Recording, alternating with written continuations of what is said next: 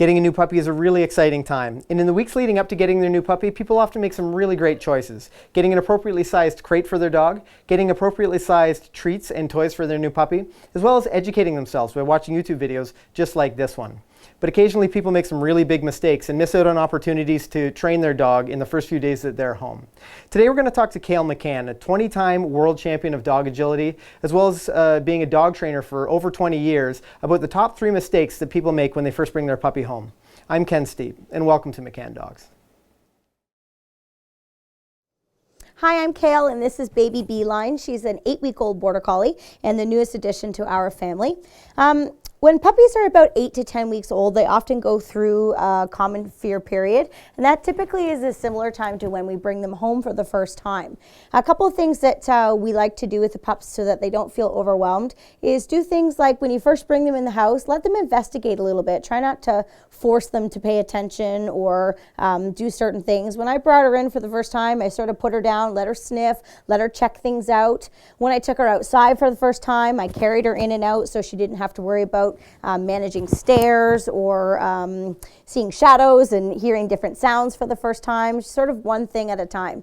The other thing that I find a lot of puppies can be overwhelmed is their collar, and that's one of the first things people like to do when they get a new puppy is put the flashy new collar on. But when we first put the collar on her, she spent the first 15 minutes itching and itching and itching. So I waited a little bit before I put that on, just again get her feeling a little bit more comfortable.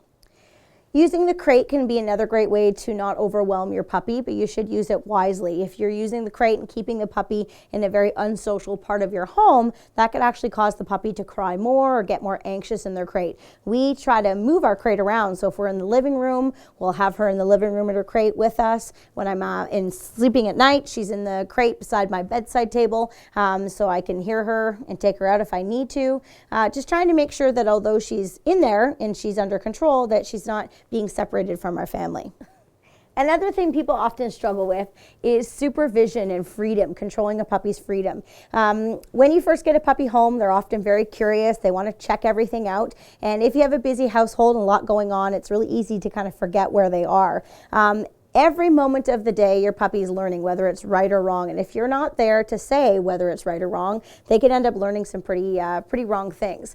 So a couple of things that we do to help control her freedom is use a long line. So when she's out of her crate and she's roaming around the house, she's always dragging a light rope behind her so that if she gets into any bad trouble, I can redirect her very easily. The other place I use it is outside. So if she's out on the lawn and she's running around having some fun or having her bathroom time, I can control her really easily. If a distraction comes upon me, she decides to go after it, I can stop her with the long line and keep her safe and keep her under control. Also in the house, to make sure she doesn't get into too much trouble, we use different barricades and baby gates. So if I'm in the kitchen, she's in the kitchen. She can't roam off into another room and make any bad choices. This allows me to set her up for success, and I'm spending more time telling her what a great puppy she is and less time getting frustrated with her making mistakes, which really isn't her fault. It's more mine for allowing her to be in that scenario in the first place. The other thing people often forget about is natural training opportunities. So things like breakfast, lunch, and dinner. When your puppy wants to eat food, rather than just putting the bowl down and walking away, you could use that valuable time of the day to build a relationship, like hand feeding them, for example, teaching them that good things come right from you. That's a great time for me to teach her how to respond to her name or what the word yes is, or how to sit or how to lie down, how to lure for food, which is going to be the basics, a lot of the training that I do.